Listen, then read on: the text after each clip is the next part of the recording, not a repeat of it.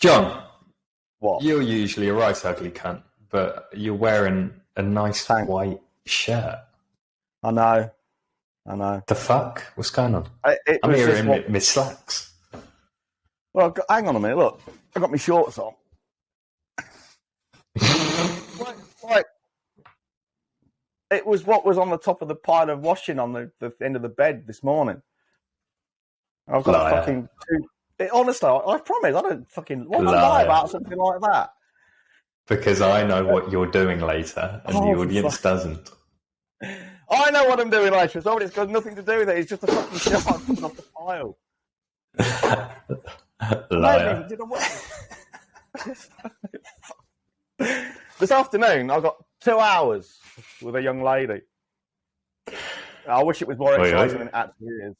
No, it's just a consultation with an interior designer who's joined the inner circle and paid for the 2 hour, paid for the consultation with me. She's very much on the ball. She sent me loads of stuff that I've been reviewing, which is good. You're wearing your best clothes. No, Connor, I'm not wearing my best clothes. I'm just wearing what was on the top of the pile this morning. Liar. I don't. I'm not to define myself to you. This is exactly what we used to do on the playground. I know. This is the interesting thing about this lady is she came to our online boot camp and then took advantage of the free ticket for the live event. And then she joined the inner circle, paid for a year up front, and then she paid for a consultation. So that's 1,100 quid plus the boot camp. So she's into us for about 1,700 quid already. So she's a good client. Now the question is then, so good girl. Where did you come from? Because, where did you find these clients? Let's face it, a lot of people want good clients like that, hyper responders. Well, funnily enough, she came from a book, this particular book, my book.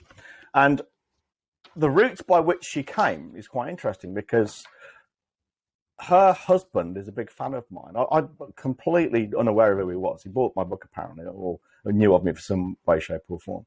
And he very romantically bought her a copy of that book for her birthday. And it must have been a while ago, so I haven't sold one for a while.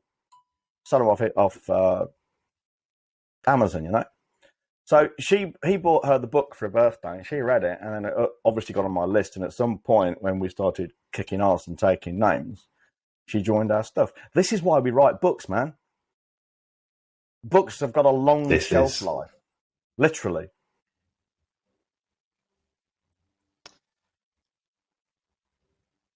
You've gone very quiet.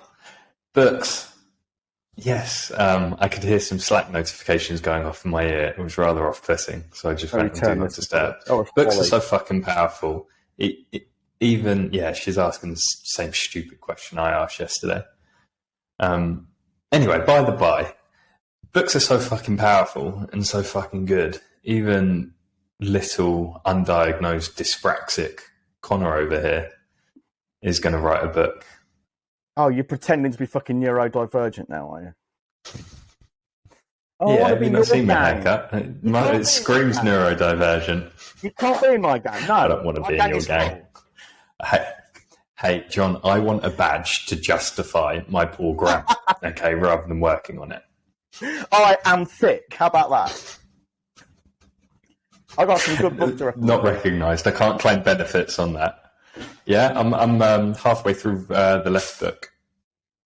Oh, right, yeah. I was thinking about more if you want to learn English grammar and I don't mean like a English degree level. I mean just more passable. The Complete Plain Words by Ernest Gowers is brilliant, and it's easy to read as well. It's a pleasant read. It's not like a stuffy little textbook.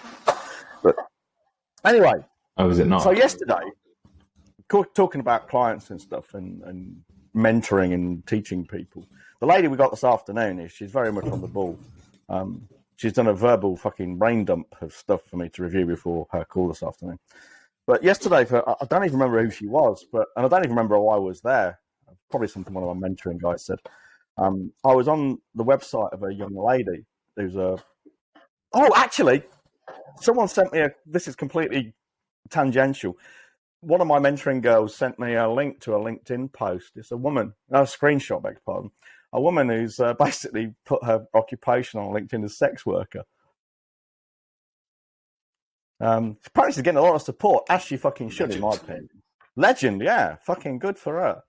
I'm not on LinkedIn, and I thought very briefly, shall I actually reactivate my account and have a look to see what's going on? But I thought, nah, I don't want to get involved in it.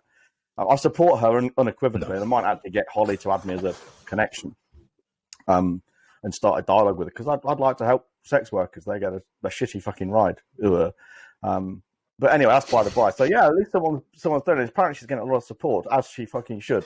So anyway, this young lady copywriter, I was looking at her website, and I've spoken before. I've written an email about it. I think I may have done a video about what we call needless complexity.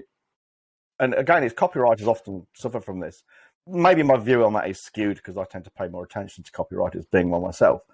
And the things, I have a menu of their services, and it's really complicated. There's 20 different ways to do business with them, 37 different ways to get in touch, and all of it is about the client making decisions. Now, there's a thing called analysis paralysis or decision paralysis, whichever way you like to call it.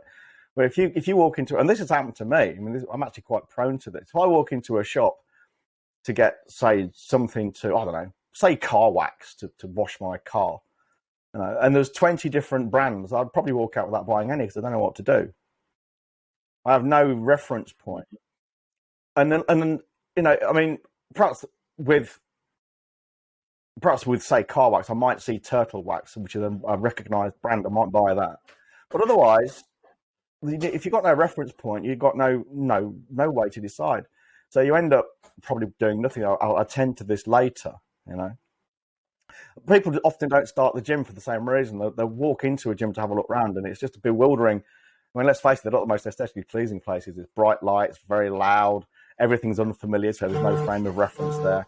Lots of mirrors and stuff.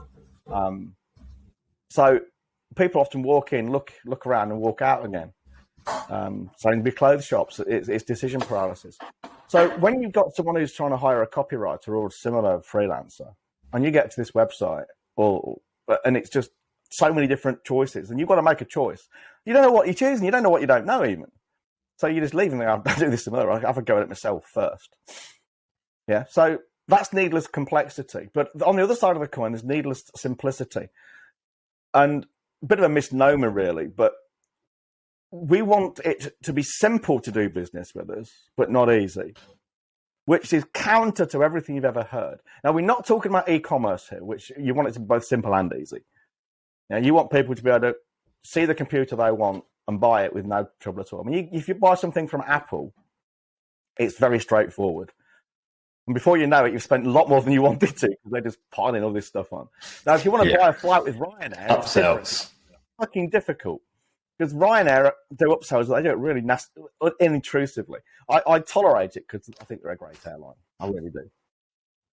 No, they do the job. I can get to a different country in door to door in about 2.5 hours for about 50 quid. Fucking hell, that's ridiculous. It's almost free. So yeah, so with e-commerce and commodity purchases, it does want to be simple and easy. But we're not talking about commodities. We're talking about valued professionals. Now, you don't get to speak to the guy or the girl at the top of the mountain without climbing the fucking mountain first, do you? That's a prerequisite. It's part of the fucking journey. You want to speak to the guy at the top of the mountain, you have to climb the mountain. He doesn't come down to you.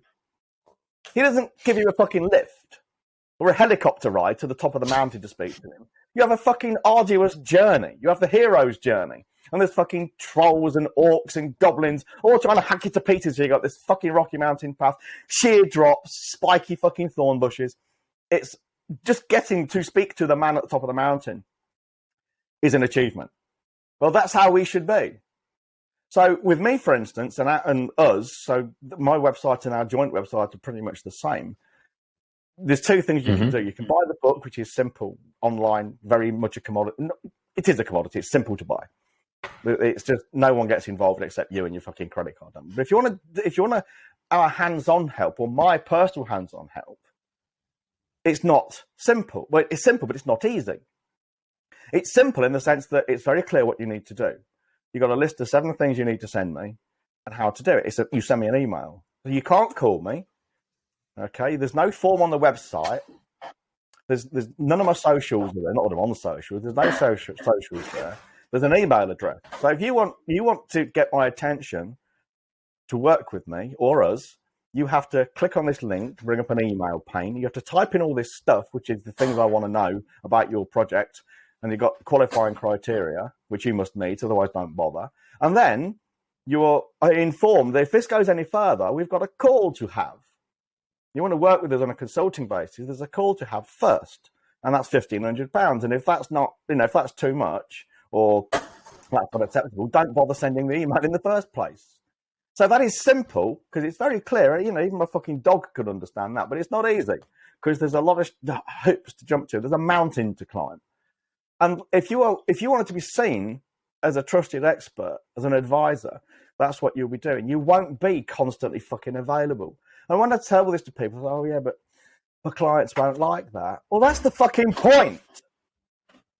You're not there. You're not there to fucking mollycoddle them. You're there to serve them and to solve their problem. And you can't solve a client's problem if every 5 minutes your phone's going off and you got someone else on the line demanding of your time. Fucking client brain fart in your ear. You don't need that shit. And it's counterintuitive. If you're only going to behave in... Go on. If you're only going to behave in ways that clients like, you're never going to do a very good job and you won't be able to charge enough to actually make a good fucking profit. Well, no, because there will be inevitably times when you are telling your client to do things they don't want to do. And like any relationship, it's hard to change the terms of a relationship halfway through it. So you can't, it's difficult. I mean, not you can't, you can, of course you can, but it's difficult to be very easygoing and then all of a sudden start trying to play the big I am. No, I'm not doing that. Put my foot down. You need to put your foot down right from the beginning. I mean, do you remember at school, I'm sure this would happen to you. There's always teachers at school who are dead easygoing and they have no control of the classroom. And then there are teachers at school who, right from day one, they put the fear of God into you. And after a very short period of time, when everyone realizes these people are not, this guy is not fucking about, they relax because they've established their boundaries and their rules. Well, you need to be like that with your clients. Like Dan Kennedy says, clients or people are walking around with an umbilical cord in their hand, looking for somewhere to plug the fucking thing in. Well, that's what you want. They're not qualified to plug it into themselves or anywhere else but you, really. That's why they've got this damn thing. They need to be fucking fed through it. And you can't do that if you're letting them choose the menu. So you have to take control. And this is what I was talking about, and this will come out in Website Revolution. Your website has to fit into this. There's no good being very tough on the front end and then we can wash you on your website and on the back end. You need to be tough on the front end so that when they get to your website, the toughness continues. It's all holistic, as they say. So we don't want needless complexity in your services. We don't want needless simplicity in dealing with you either. But people resist this. They really do. They oh, no, I can't do that. Clients won't like it. Prospects won't like it. I might lose some business. That's the fucking point. You want to lose business. We want to be putting people off. So the kind of conversations we're having aren't, what can you do for me and tell me about yourself, sell yourself to me and how much do you charge? They are, fucking hell, John and Connor, please, when can you start? Shut up and take my money. Those are the kind of questions we should be getting. Now, I've got a day with John booked with a client in August the 17th. Okay. That was not easy for him to do. But the thing is, he's achieved something. He's got my attention for a full day. He's paying a lot of money for it. But that's what he's got. And he's actually very grateful for the opportunity to pay me a shit ton of money for my attention for a day. That's what we want to be doing. That's what everybody listening to this should be doing. And I don't care what business you're in, unless you're actually running an e-commerce store or a news agency, in which case you probably won't be listening to me anyway. And if you are, you probably don't want to. there's better places to learn the information. I mean, it's all transferable skills, but there are people out there teaching it more appropriately for what you're doing. So if you're any kind of sales professional or consultant or coach, freelancer, most guys in construction, running a business where you're actually having to have a dialogue and a negotiation with prospects and clients, you need to be doing this shit. It works. I mean, our guy in Elite, the construction guy, main contractor discount, no. Okay. Tens of thousands of pounds on every job saved. It's only 5%, they say. He says, well, if it's only 5%, you won't mind paying it, will you? Foot bazooka. And then he gets paid 40 grand up front every month as a retainer. First of the month, and if he doesn't get paid, his boys don't pick up the tools. Something which people would say you can't do in construction, especially with main contractors, but he's doing it.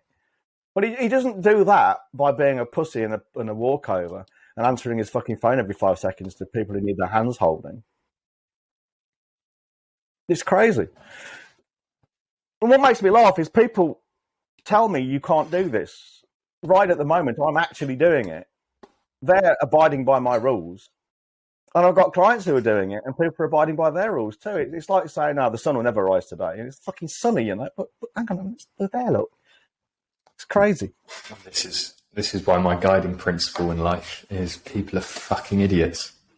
People are stupid. I've taught my kids this from a very early age.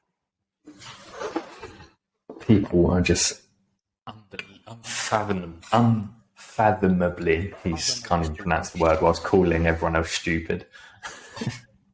So what I would say to anyone listening to this who wants to make some massive improvements in their business without actually having to do a lot of work, the first is make your offers very simple and straightforward, easy to understand. Don't fart around, nibbling around the edges while saying it's £50 for this kind of blog post, but if it's a bit longer, then it's a bit more. Don't fuck about with that. You charge by the fucking project. Don't charge by the word or the fucking line or by the hour. So make your offers very simple. Maybe only have one or two. And then the third thing is, the second thing is, make doing business with you more difficult. Make people jump through hoops. Make it simple so it's easy to understand, but not easy to do because they need to achieve something. There's actually pleasure in achievement in and of itself. That neuroscientist, what's his name? What's his name? Huberman. Huberman was saying, there's one of the problems with the dopamine hit you get from social media is you're getting the pleasure of achievement without actually achieving anything. There's no effort involved. We are hardwired, it seems, to actually gain pleasure from the act of achieving something, from working towards the goal. And if you think about it, this is ancient wisdom. The point of the journey is not to arrive, it's to enjoy the journey itself. And, you can imagine, if you could take a pill and become lean and muscular, it wouldn't be quite the same as going to the gym and earning it, would it?